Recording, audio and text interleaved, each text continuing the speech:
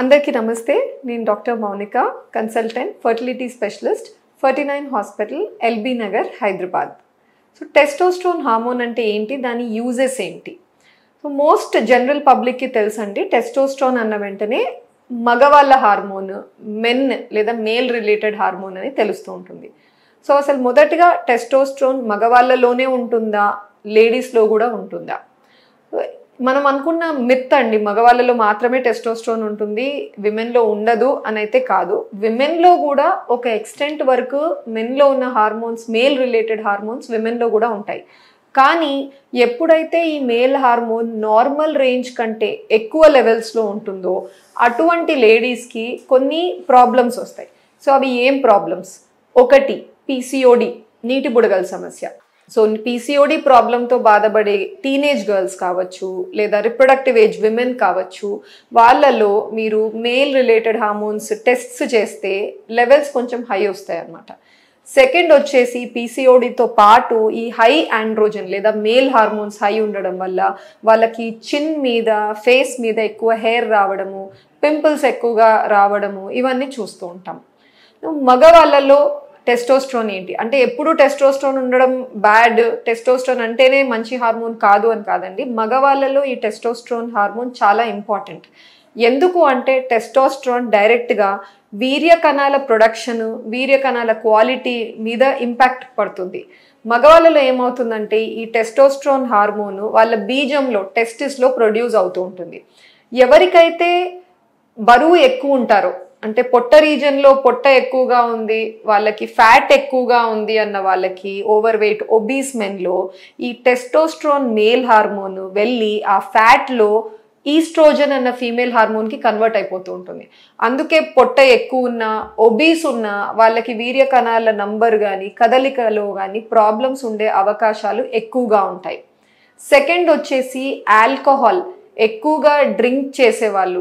Alcohol ఎక్కువ consume చేసినప్పుడు కూడా మీరు తీసుకునే డ్రింక్లో ఎటువంటి న్యూట్రియంట్స్ ఉండవండి. ప్రోటీన్ ఉండదు, కార్బోహైడ్రేట్స్ ఉండవు, ఏముండదు, అంతా they are all empty calories అంటాం. సో అలా తీసుకున్న డ్రింక్స్ ఎక్కువగా ఆల్కహాల్ కన్జ్యూమ్ చేసేవాళ్ళు daily basis, weekly many times, so వాళ్ళకి వెళ్ళి అది ఫ్యాట్గా చేరుతుంది. మళ్ళీ నేను చెప్పినట్టే ఆ ఫ్యాట్ వల్ల వాళ్ళకు ఆ టెస్టోస్టెరోన్ హార్మోన్ తగ్గిపోతుంది, బాడీలో తగ్గిపోయి వాళ్ళ నంబరు, కణాల కదలిక ఇవన్నీ కూడా తగ్గిపోయి ప్రాబ్లమ్స్ క్రియేట్ అవ్వచ్చు పర్సనల్ స్పేస్లో ప్రెగ్నెన్సీ రావడానికి. నెక్స్ట్ వచ్చేసి, ఎక్సర్సైజ్ ఎక్కువ చేయని వాళ్ళు, రొటీన్గా డైలీ ఎరోబిక్ ఎక్సర్సైజెస్, కార్డియోను ఏదో ఒకటి చేయమని చెప్తూ ఉంటాం, ఒక మంచి లైఫ్ స్టైల్ అడాప్ట్ చేసుకోమని చెప్తూ ఉంటాం. ఇలా చేయని వాళ్ళకి ఏమవుతుందంటే, బాడీలో మజిల్ అన్నది తగ్గిపోతుంది. మగవాళ్ళలో మజిల్ ఎక్కువ లేదనుకోండి, అలాంటి వాళ్ళలో కూడా టెస్టోస్టెరోన్ లో లెవెల్స్లో ఉంటుంది. సో వాళ్ళకు కూడా కణాల నంబర్ కానీ, క్వాలిటీ ఆఫ్ కణాలు కానీ తక్కువగా ఉండే అవకాశాలు హై ఉంటాయి. సెకండ్ వచ్చేసి, స్లీప్, నిద్ర, ఎన్ని గంటలు నిద్రపోతున్నారు, ఏ టైంకి నిద్రపోతున్నారు, ఇదంతా చాలా ఇంపార్టెంట్ అండి. ఎందుకంటే స్లీప్ అన్నది కనీసం ప్రతిరోజు 7 నుంచి 8 గంటలు అన్నా కనీసం ఉండాలి. అండ్ కరెక్ట్ టైంకి ఉండాలి.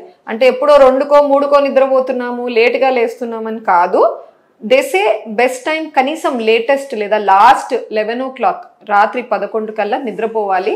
సో అలా పనుకున్నట్టయితే మార్నింగ్ 6 or 7కి లేచి మంచి ఎక్సర్సైజ్ రొటీన్ రోజు మీరు పాటించినట్టయితే చాలా మటుకు ఈ ప్రాబ్లం మీరు అవాయిడ్ చేయొచ్చు. నెక్స్ట్, కెరియర్ పరంగా. ఇప్పుడు కెరియర్ పరంగా కొంతమంది కెమికల్స్తో వర్క్ చేస్తుంటారు, టాక్సీ డ్రైవర్స్, బస్ డ్రైవర్స్ వేడిలో ఎక్కువగా కూర్చొని ఉంటారు, లేదా some chemicals, pesticides, farmers. So ఇలాంటి వాళ్ళు ఏమవుతుందంటే, వాళ్ళకి అది వృత్తి అండి, అవాయిడ్ చేయలేము కొన్ని సైడ్ ఎఫెక్ట్స్ని. సో ఆ వృత్తి పరంగా కూడా వాళ్ళకు బీజంలో ఆ రేడియేషన్ కానీ, కెమికల్స్ వల్ల కానీ వాళ్ళకు కూడా టెస్టోస్టెరోన్ లెవెల్స్ దెబ్బతిని, స్పర్మ్ నంబర్స్ క్వాలిటీ ఎక్కువగా, చనిపోయిన కణాలు, సో ఇవన్నీ వాళ్ళ ప్రాబ్లమ్స్ ఉంటాయి. కానీ మన చేతిలో ఉన్నది ఏంటి అంటే, మనం ఏ టైం నిద్రపోతున్నాము, ఎలాంటి ఫుడ్ కన్జ్యూమ్ చేస్తున్నాము, మన స్మోకింగ్ హ్యాబిట్స్, డ్రింకింగ్ హ్యాబిట్స్ కంప్లీట్గా స్టాప్ చేసుకున్నామా లేదా కంట్రోల్లో పెట్టుకున్నామా లేదా.